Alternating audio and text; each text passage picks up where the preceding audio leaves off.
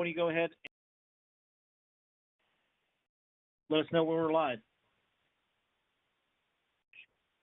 Good morning. This is the Ohio Industrial Commission special meeting on January 20th, 2021. This is Chairman Jim Hughes, and the special meeting of the Ohio Industrial Commission is now called to order. This meeting is being conducted telephonically and is being streamed on the Ohio Industrial Commission's YouTube channel. The link to listen to our meeting is available on our public website. This meeting is being conducted in this format as a precaution against the spread of the coronavirus, COVID-19, in accordance with Substitute House Bill 404, signed into law by Governor Mike DeWine and effective on November 23rd, 2020, which extended the time period in which public bodies may hold remote meetings. The purpose of the special meeting is limited to the following: revisions to the adjudications before the Ohio Industrial Commission policies so they may comply with recent statutory changes enacted by the 133rd General Assembly. Those policies include Memo A1, exposure to bodily fluids, Memo A2, professional employer organizations, Memo I1, continuing jurisdiction, 10 years and 5 years, Memo L1, hearing room demeanor, Memo M3, adjudication of claims with the issue of exposure to blood or bodily fluids as delineated by Revised Code 4123.026, as well as Memo R11, use of cellular phones, telephonic pagers, personal computers, and other audible devices in the hearing area specified. In addition, approval of 2020 Ohio Industrial Commission meeting minutes as scribed from the audio recordings of meetings held on March 12th, April 15th, June 3rd, September 14th, and October 28th, as well as discussion of personnel matters, including vacancies of hearing officers and hearing officer training positions. During this discussion, the commissioners may adjourn to executive session and return to the open meeting for any open discussion and votes. During this meeting, it is important that prior to speaking, each participant introduce themselves by stating their name and title. This is so that the record accurately reflects proceedings and the public is properly informed. I now ask our Executive Director, Mr. Tim Adams, to call the roll. This is Tim Adams, Executive Director of the Ohio Industrial Commission. As I call your name, please restate your name and affirm your presence. Commissioner Karen Gilmore. Commissioner Gilmore, present. Commissioner Jody Taylor. Commissioner Taylor, present. Chairman Jim Hughes. Chairman Jim Hughes, present. This is Chairman Hughes. Let the record show that a quorum is present. And now we will move to the first order of business, which is discuss the revisions to the adjudications before the Ohio Industrial Commission.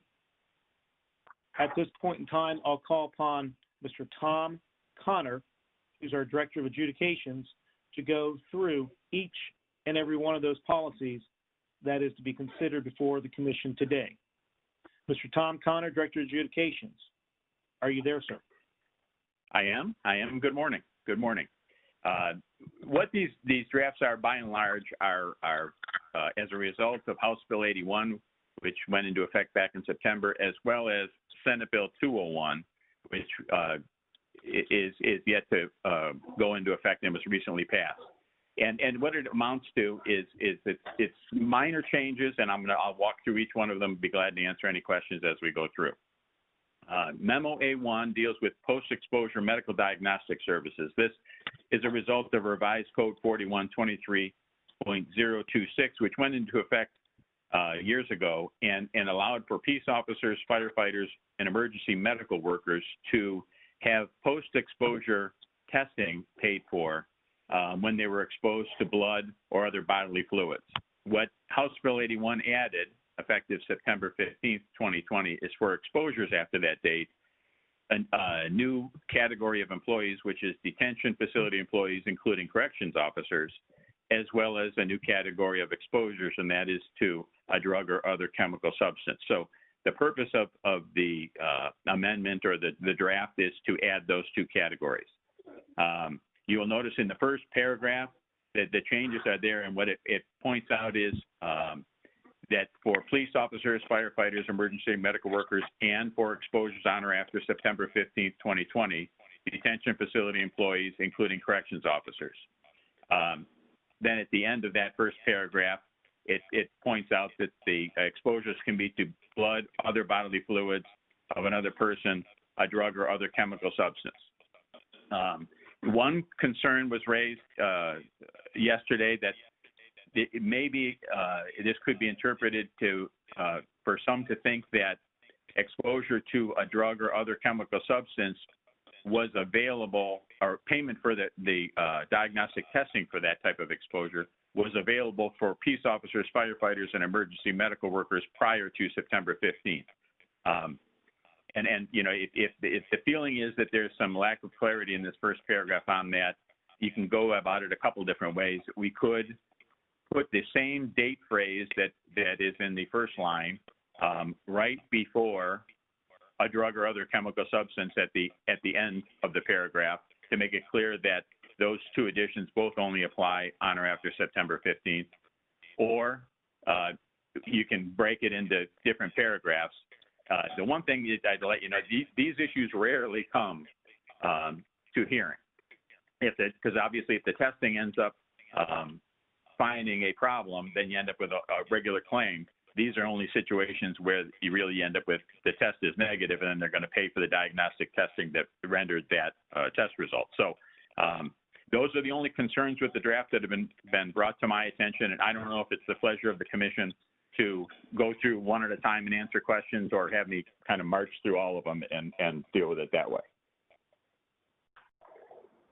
This is Chairman Jim Hughes. Mr. Tom Connor, Director of Adjudications, why don't you go through each and every one of the memos and then ask the commission body here if we have any questions or any suggestions at that point in time, starting from A1 going all the way down to R11 of the memos.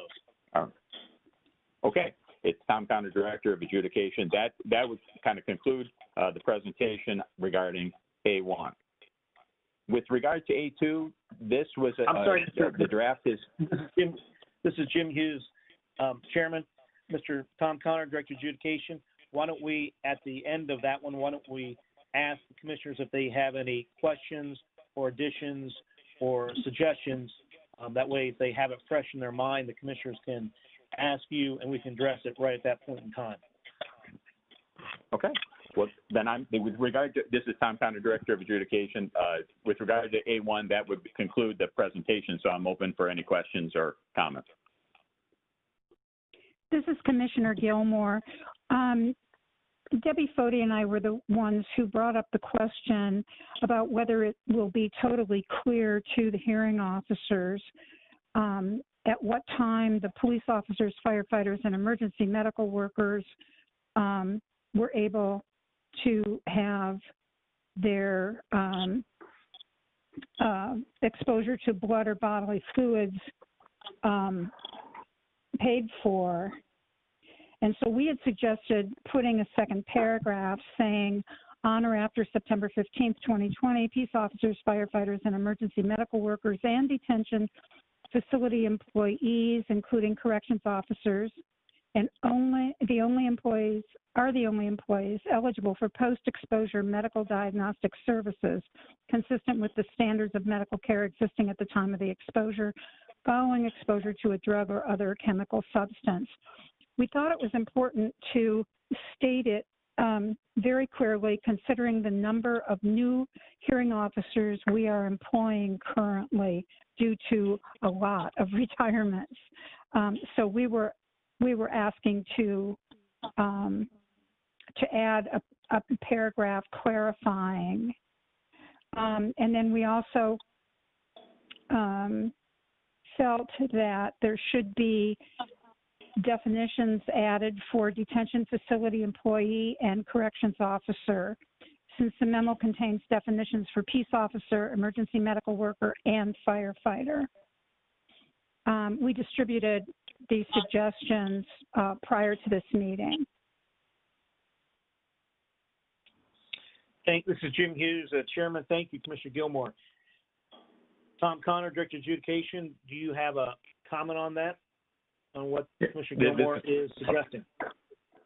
Yes, this is Tom Connor, Director of Adjudication.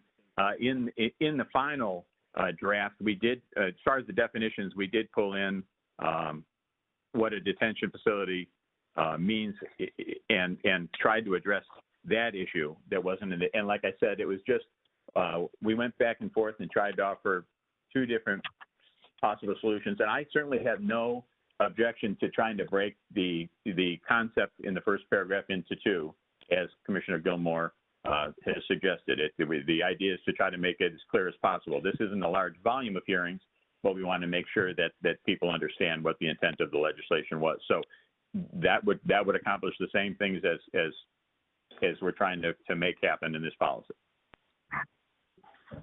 This is Commissioner Gilmore. Go ahead. Go ahead, Commissioner Gilmore. Thank you. This is Commissioner Gilmore, and I just wanted to add, yes, thank you, Mr. Connor. I have now in front of me the final version, I believe, of A1, where you did submit the definitions of the most recent three entities that would receive payment. So thank you for that. And I would still like to have another paragraph inserted as I read previously. Thank you. This is Jim Hughes, Chairman.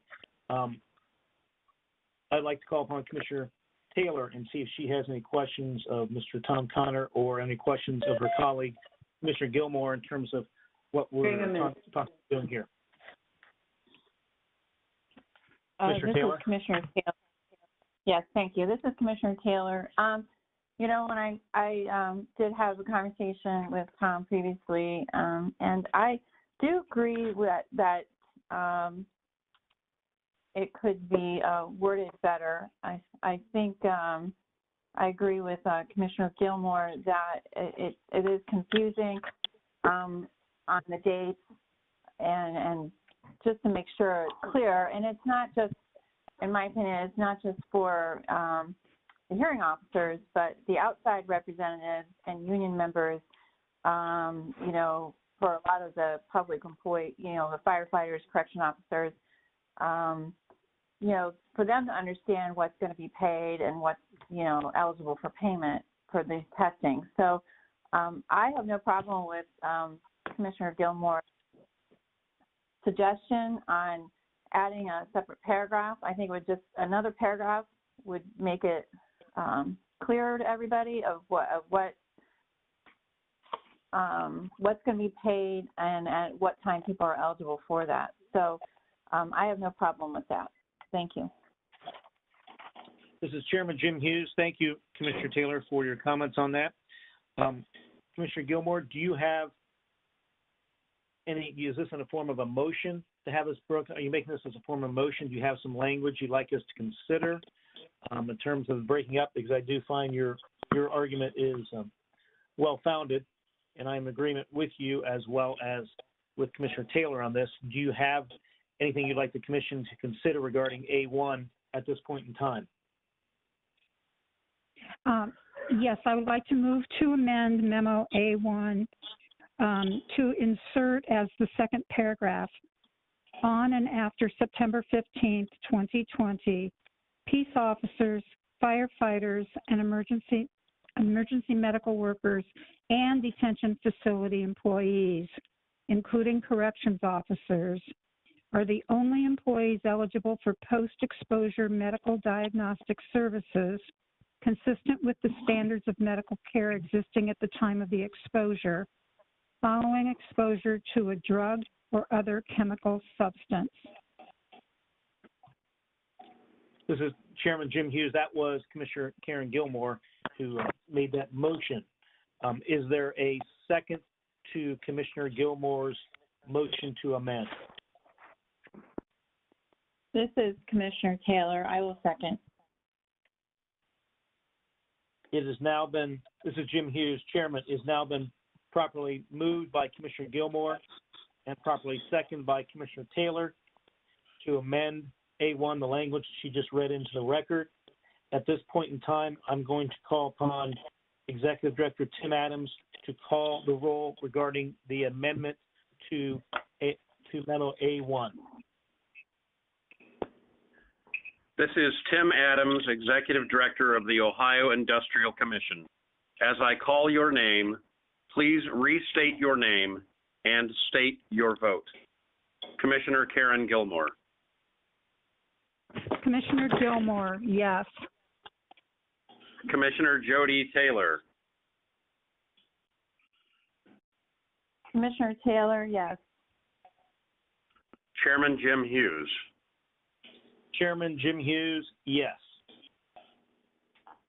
This is Chairman Jim Hughes. The amendment does pass and does become part of the bill, or excuse me, of the memo. At this point in time, I'll ask if there are any other additions or deletions to memo A1. Is there any other discussion on A1, memo A1? If not, what is the pleasure of the commission regarding memo A1?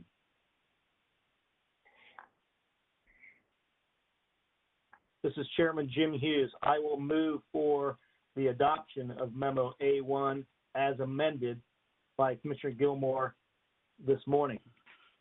Do I have a second to my motion? This is Commissioner Gilmore.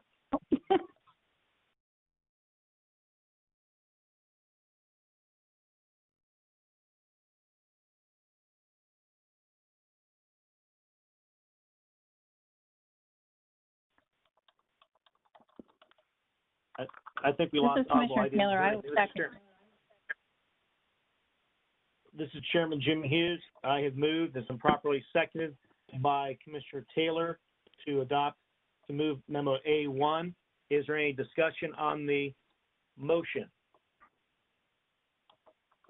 This is Chairman Jim Hughes. Hearing no discussion, we now ask the Executive Director to call the roll on memo A1 as amended by Commissioner Gilmore.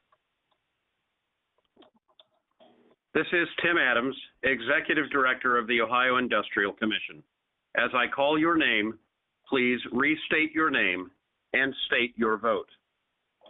Commissioner Karen Gilmore. Commissioner Gilmore, yes. Commissioner Jody Taylor. Commissioner Taylor, yes. Chairman Jim Hughes. Chairman Jim Hughes, yes. This is Chairman Jim Hughes. The memo A1 does have the proper number of votes to pass, so that policy will be adopted as amended by Commissioner Gilmore regarding exposure to bodily fluids. At this point in time, we'll next move to the next memo that is for consideration, which is memo A2, which is professional employer organizations, and call upon Mr. Tom Connor, Director of Adjudications, to address the commission regarding these proposed changes.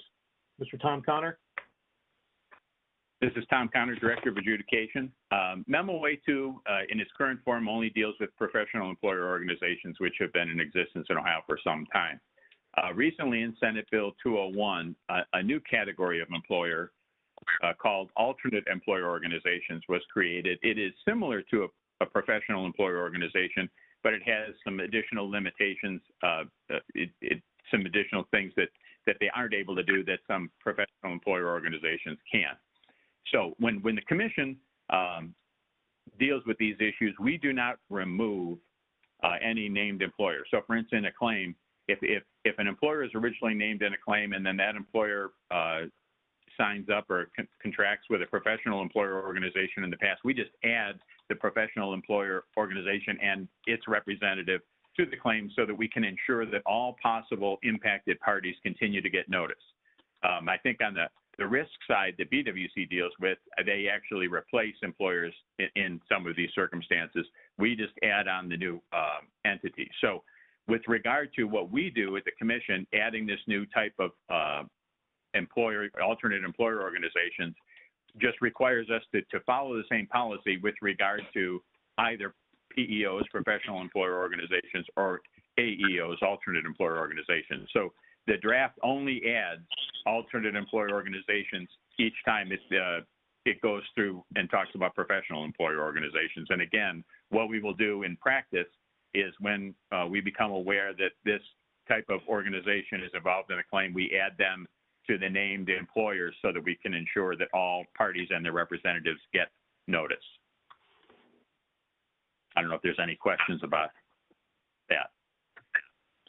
This is Jim Hughes, Chairman. Are there any questions of Mr. Tom Connor, Director of Adjudication, regarding Memo A2, Professional Employer Organization?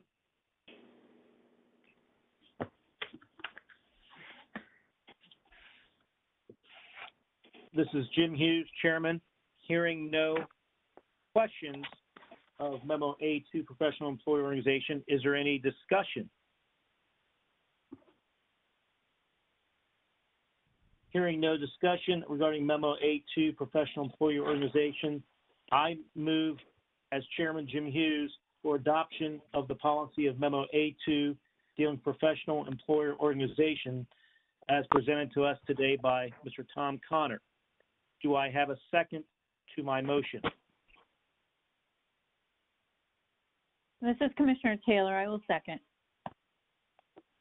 This is Jim Hughes, Chairman. It has now been properly moved as well as seconded by Commissioner Taylor regarding Memo A2, Professional Employee Organizations. Is there any discussion on the motion before I call the roll? Hearing none, I'll call upon our Executive Director, Mr. Tim Adams, to call the roll regarding Memo A2, Professional Employee Organizations. Mr. Adams. This is Tim Adams, Executive Director of the Ohio Industrial Commission. As I call your name, please restate your name and state your vote. Commissioner Karen Gilmore. Commissioner Gilmore, yes. Commissioner Jody Taylor. Commissioner Taylor, yes. Chairman Jim Hughes. Chairman Jim Hughes, yes. This is Chairman Jim Hughes. Memo A2, Professional Employee Organization, did receive the necessary votes to pass, so that policy of Memo A2, Professional Employee Organization, as presented by Mr. Tom Connor, Director of Adjudication, does pass. I'll now go to Memo I1, Continuing Jurisdiction, 10 years and 5 years, and ask Mr. Tom Connor, Director of Adjudication, to present the changes to the Commission, please. Mr. Tom Connor.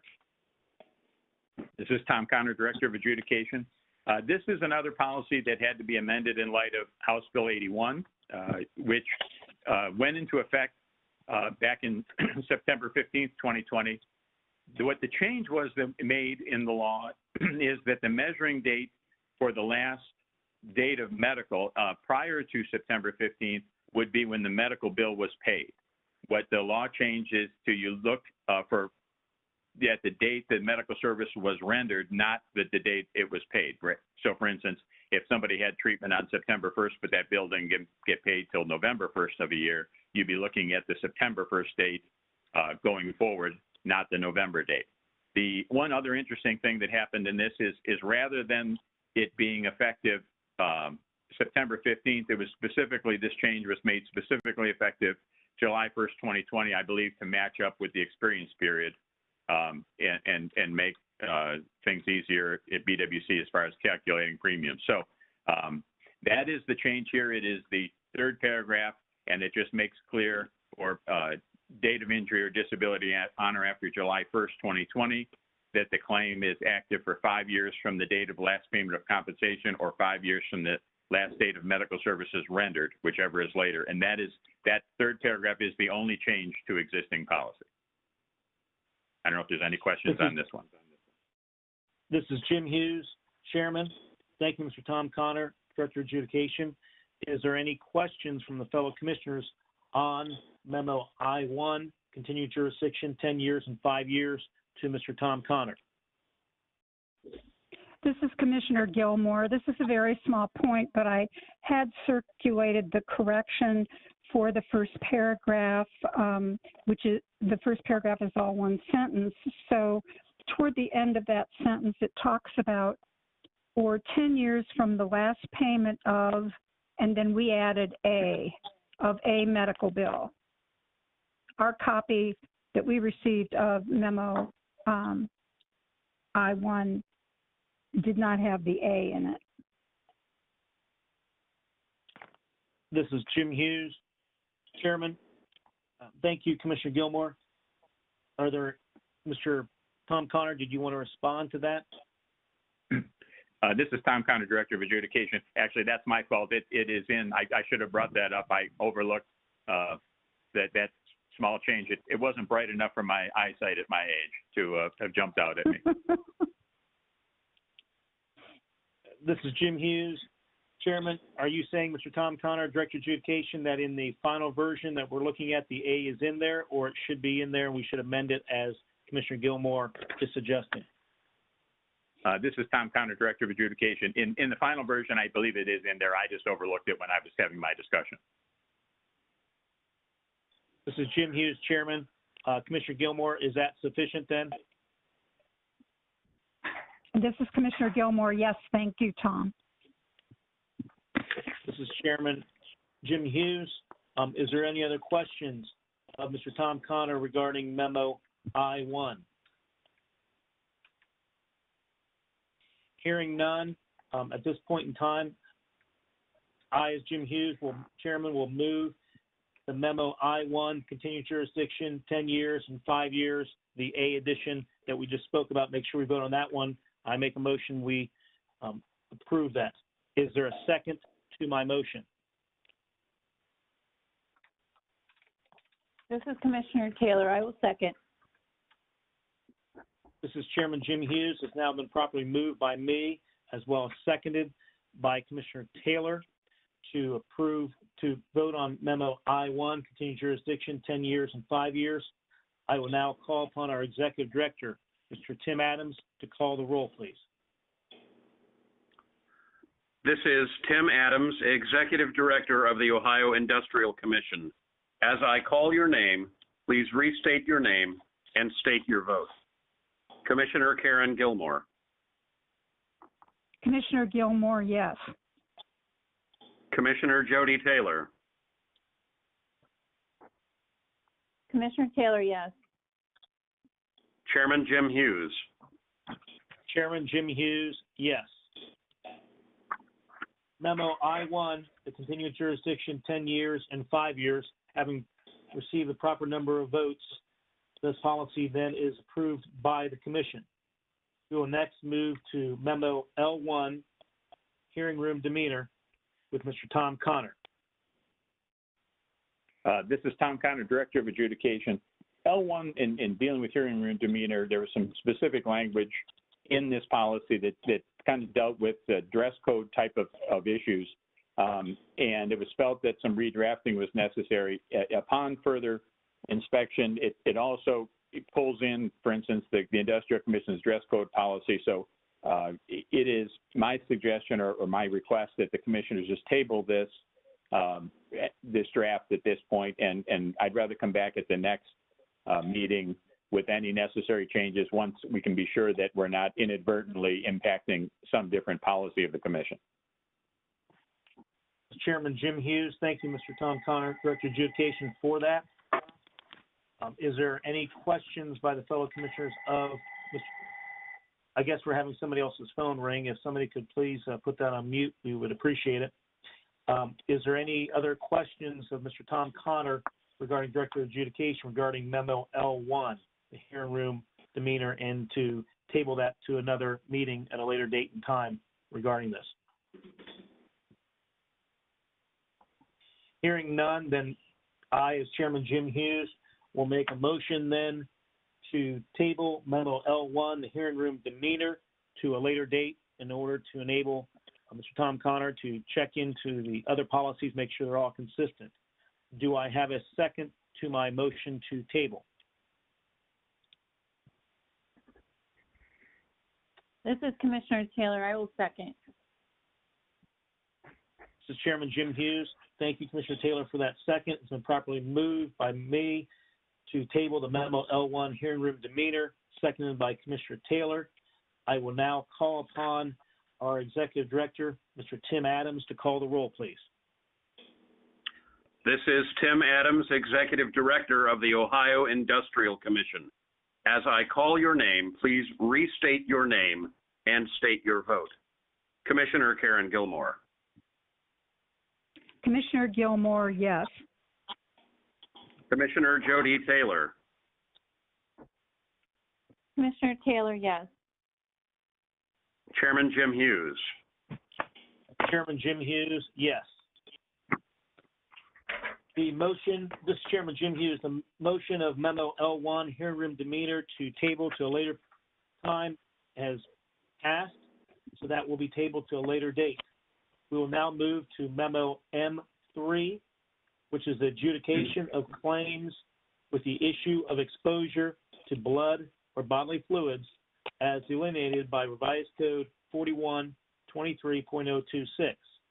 I'll once again call upon Tom Connor, our Director of Adjudication, to explain the proposed changes to this memo M3, please. Mr. Tom Connor. This is Tom Connor, Director of Adjudication. Again, this deals with the same statute that the policy we dealt with earlier, A1, deals with. This goes more to what, this is in the medical section of the adjudications before the commission, and it's a policy giving some guidance as to what the hearing officers have to put in their order when they're going to make an order making this payment. The only question to the draft that has come to me, it's addressing the same issues. It's adding the change in the law that came in HB 81, adding drug and chemical substances exposure, and also adding detention facility employees, including corrections officers. So the purpose is the same. The only question that has come to my attention involves the last paragraph, and I think it was a good suggestion because it could create a little bit of confusion. In the last paragraph in the draft, it reads, this policy is applicable to all exposures to blood, other bodily fluids, drug, or other chemical substances for peace officers, firefighters, emergency medical workers occurring on or after March 14, 2003, as described and delineated in 4123.026. Actually, that line, the only addition that's in that line, that is the actual last line of the current policy, but we've added drug or other chemical substances. I think it would be a good idea to remove that phrase from the draft that was submitted because it could be read to allow for peace officers, firefighters, and emergency medical workers to get the post-exposure diagnostic testing paid for prior to September 15th, 2020. And I think that's a good suggestion to leave that alone and not put that in. The last sentence then is okay, where it pulls in the detention facility employees and it pulls in drug or other chemical substances. And that last sentence in the draft policy is a completely new sentence that would deal with both of the provisions that were in HB 81. I'll be glad to take any questions. This is Jim Hughes, Chairman. Are there questions, suggestions, or additions to Mr. Tom Connor, Director of Adjudication, regarding Memo M3, adjudication of claims with the issue of exposure to blood or bodily fluids as delineated by revised code 4123.026? This is Commissioner Gilmore. I'd like to ask my assistant, Deborah Foti, if that change addresses her concern that she raised with me. So This Jim is Debbie Hughes, Foti. Yes, Chairman. it does. Thank you. I was going to ask you to answer that. Thank you, Debbie, for doing that. Sorry, Chairman. This is Jim Hughes, Chairman. Commissioner Gilmore, do you have a follow-up regarding that issue, either with your assistant, Ms. Debbie Foti, or with Mr. Tom Connor, Director of Adjudication? This is Commissioner Gilmore. No, that's sufficient. Thank you very much. This is Chairman Jim Hughes. Are there any other questions of Mr. Tom Connor, Director of Adjudication, regarding Memo M3? Hearing none, I, Jim Hughes, Chairman, will move for adoption of Memo M3, the adjudication of claims with the issue of exposure to blood or bodily fluids as delineated by Revised Code 4123.026. Do I have a second to my motion? This is Commissioner Taylor. I will second. This is Chairman Jim Hughes. Thank you, Commissioner Gilmore. It's now been properly moved by me, Chairman Jim Hughes, as well as seconded by Commissioner Taylor to consider Memo M3. At this point in time, is there any discussion on the motion? Hearing none, this is Jim Hughes, Chairman. I will ask our Executive Director, Tim Adams, to call the roll, please. This is Tim Adams, Executive Director of the Ohio Industrial Commission. As I call your name, please restate your name and state your vote. Commissioner Karen Gilmore. Commissioner Gilmore, yes. Commissioner Jody Taylor. Commissioner Taylor, yes. Chairman Jim Hughes. Chairman Jim Hughes, yes. This is Chairman Jim Hughes. Memo M3 now has received proper number of votes to be adopted, so that policy now will be adopted by the Commission. We'll next proceed to the next memo, which is R11, the use of cellular phones, telephonic pagers, personal computers, and other audible devices in the hearing area specified. I'll call upon Mr. Tom Connor, our Director of Adjudication, to explain the proposed changes to the Commission. Mr. Tom Connor. This is Tom Connor, Director of Adjudication. This one is not a big change, and it is not a result of any legislation that was passed. Through our review of the manual, it became evident that the current version of R11, in the very end of the second paragraph, cites to a Commission Resolution 97-1-03. We came to realize that actually that resolution had been rescinded and superseded by Resolution 18-1-04. So the only change to this policy is at the very end of the second paragraph to update and properly cite the Industrial Commission resolution that provides the guidance. And I'll be glad to take any questions about that. This is Chairman Jim Hughes. Thank you, Mr. Tom Connor, for that explanation. Are there any questions of Mr. Tom Connor, Director of Adjudication, regarding Memo R11, the use of cellular phones, telephonic pagers, personal computers, and other audible devices in the hearing area specified?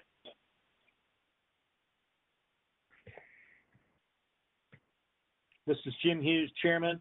Hearing no questions, then I move for the adoption of Memo R11, the use of cellular phones, telephonic pagers, personal computers, and other audible devices in the hearing area specified. Do we have a second to my motion? This is Commissioner Taylor. I will second. This is Jim Hughes. Chairman, thank you, Commissioner Taylor. It has now been properly moved by me, Memo R11, as well as seconded by Commissioner Taylor, regarding the use of cellular phones, telephonic pagers, personal computers, and other audible devices in the hearing area specified. Any discussion on the motion? This is Chairman Jim Hughes. Hearing no discussion on the motion, I now call upon Mr. Tim Adams, our Executive Director, to call the roll. This is Tim Adams, Executive Director of the Ohio Industrial Commission.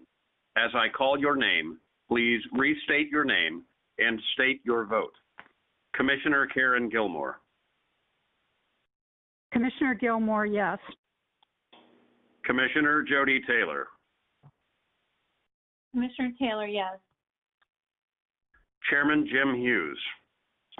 Chairman Jim Hughes, yes.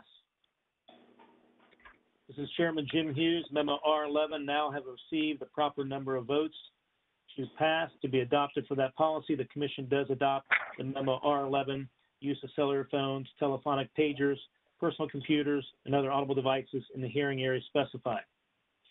That does conclude the first part of our business regards to revisions to adjudication for the Ohio Industrial Commission. We will now move to the second order of the Commission, which is the approval of the 2020 Ohio Industrial Commission meeting minutes as scribed from the audio recording of meetings held on March 12th, April 15th, June 3rd, September 14th, and October 28th. The chair is aware that there is to be made a motion by one of the fellow commissioners. This is Commissioner Taylor. I move to table discussion of the March 12, 2020, April 15, 2020, June 3rd, 2020, September 14, 2020, and October 28, 2020 meeting minutes to allow further review.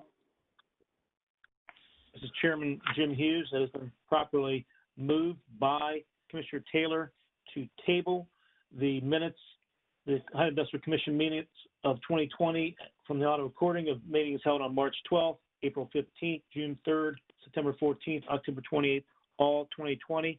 Is there a second to the motion? I understand by Commissioner Gilmore. This is Commissioner Gilmore. I second. This is Chairman Jim Hughes, and now has been properly moved and seconded to table the approval of the 2020 Ohio Industrial Commission meeting minutes, as scribed from the audio recording of meetings held on March 12th, April 15th, June 3rd, September 14th, and October 28th, all of 2020. Is there any discussion on the motion? This is Commissioner Gilmore. All right, Commissioner go ahead. Jim Hughes, go ahead, Commissioner Gilmore. This is Commissioner Gilmore, and I would just like to mention, sadly, that Commissioner Taylor will be having her term end this year on June 30, and so any other outstanding meeting minutes should probably be dealt with and circulated for changes before we meet again so that she may vote on them. This is Chairman Jim Hughes. Thank you, Commissioner Gilmore, for that. Is there any other discussion? Commissioner Taylor, do you have anything else you'd like to say regarding your motion before we vote? This is Commissioner Taylor. No, there are two things. I was going to remind that I will be leaving June 30th, and so we need to make sure that all the minutes that are pending or outstanding are approved before that date. The second thing is, I guess, more of a question for Chief Counsel is all of the minutes that were noticed today, except for the March 12, 2020 meeting minutes, were recorded, available on the YouTube. That includes the one April 15th, June 3rd, September 14th, and October 28th. And I will be the first one to admit that I'm not probably the savviest when it comes to what we can and cannot do for public meetings. But I guess my question is, because those are recorded and they are available and people can go back and listen to them today, is there a way that we can just adopt the recordings of those minutes, or do we have to have them transcribed and then adopted? I mean, that seems to be kind of what happened with the ones today, where that they were, I guess, briefly summarized. I'm not sure they were, completely summarized, but I don't know if we are allowed to do that. I mean, in the past, we've never had recorded meeting minutes, and now we do, starting with the April 15, 2020. And I guess before, maybe if Mr. Burkhart could look into that and send something to the commissioners, whether we can just adopt those recordings as our meeting minutes, or do we actually have to have them transcribed and written down and reviewed by all of us? This is Chairman Jim Hughes. Thank you, Commissioner Taylor, for that question. I will call upon Mr. Jim Burkhart, who is our Chief Legal Counsel, to see if that's something he wants to address today or if he wants to supplement that to the commissioners later. Mr. Jim Burkhart, you may address the commission, please, regarding the question. Thank you, Chairman. Commissioner Taylor, that's a good question. Neither the Open Meetings Act nor the Public Records Act address the medium on which a public body must keep their official meeting minutes. So it's sort of a gray area. The recordings themselves are public records. So we'll prepare a memo for you, for the commissioners to review. It's a question that we ask ourselves, and there is no definitive answer as to whether or not you can just adopt the recordings as meeting minutes or if they need to be transcribed.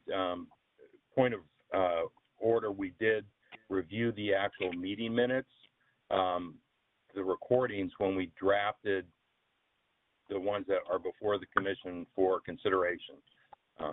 So I hope that answers your question. We will draft a legal memo and circulate it. This is Jim Hughes, Chairman. That was Mr. Jim Burkhart, who is our Chief Counsel, who spoke. I'll now call to see if either one of the two commissioners have any follow-up to Mr. Jim Burkhart, Chief Counsel, regarding his answer to the question that was raised by Commissioner Taylor. Either one have a follow-up to? Go ahead, Commissioner Taylor.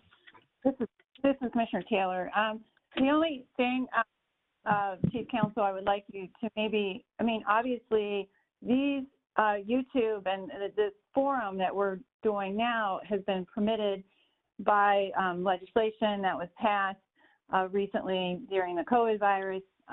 So maybe, I guess my suggestion would be, or I would like to know what other agencies are doing, what other departments and commissions are doing, with their meetings. I understand everybody's kind of conducting them the same way, but what are they doing with their minutes? And so maybe if we could reach out to some of our sister agencies and commissions and boards and see how they're handling it, might give me a better idea of, give us a better idea of whether we can just adopt the recordings in the future. Thank you.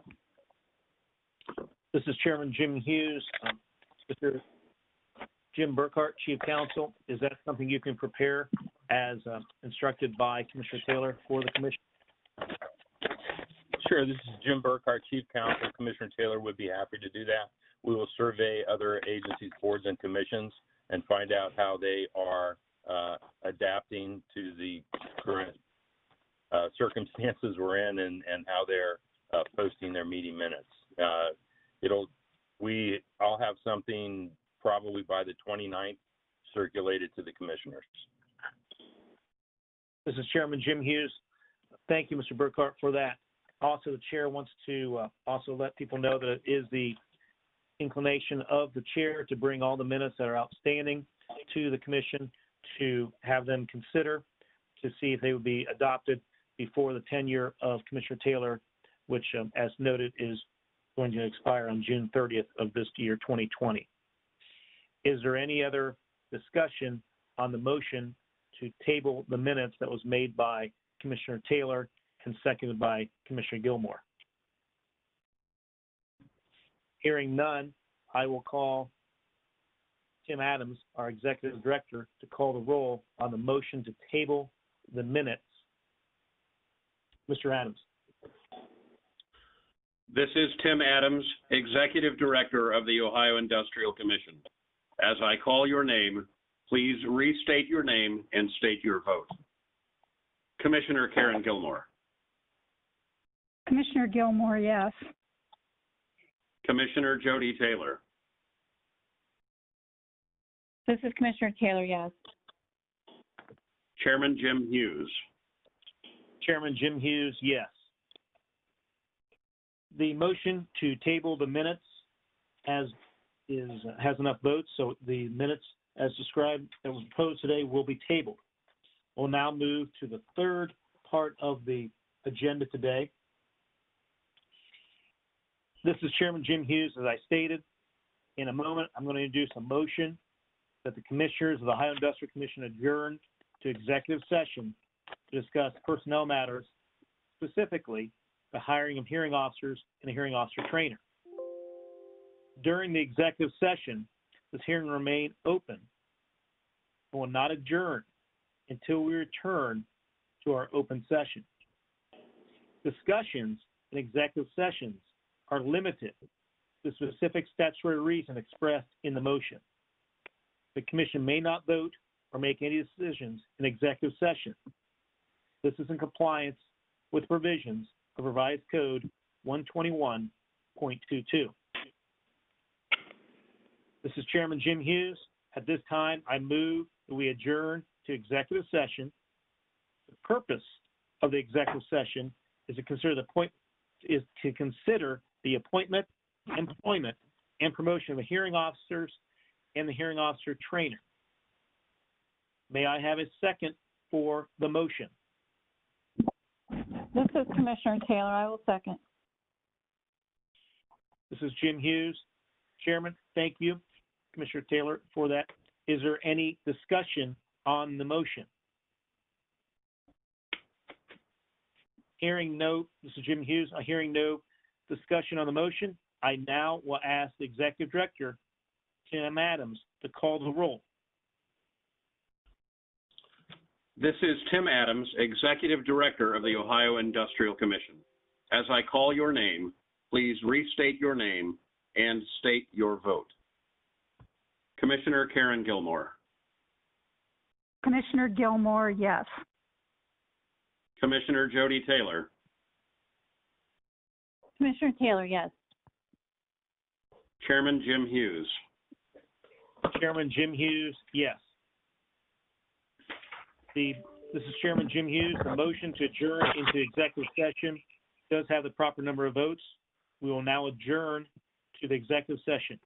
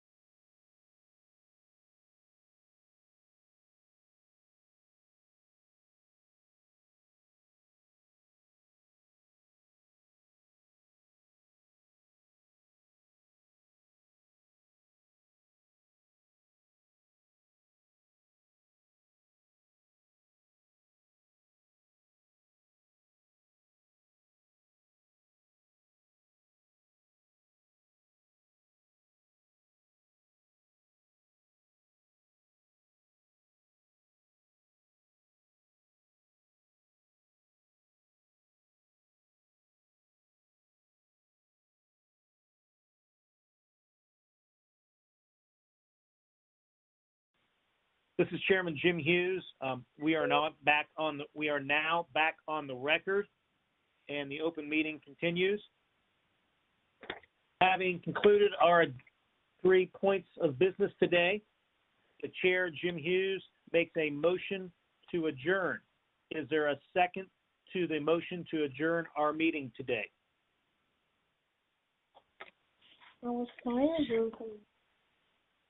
This is Commissioner Taylor. I second. This is Chairman Jim Hughes. I have moved and has been properly seconded by Commissioner Taylor to adjourn the meeting. I'll now call upon the Executive Director of the Industrial Commission, Mr. Tim Adams, to call the roll, please. This is Tim Adams, Executive Director of the Ohio Industrial Commission. As I call your name, please restate your name and state your vote. Commissioner Karen Gilmore. Commissioner Gilmore, yes. Commissioner Jody Taylor. Commissioner Taylor, yes. Chairman Jim Hughes. Chairman Jim Hughes, yes. The motion to adjourn, having the proper number of votes, is therefore carried. We will now adjourn the special meeting of January 2021 of the Industrial Commission. Thank you all for listening. Have a great day.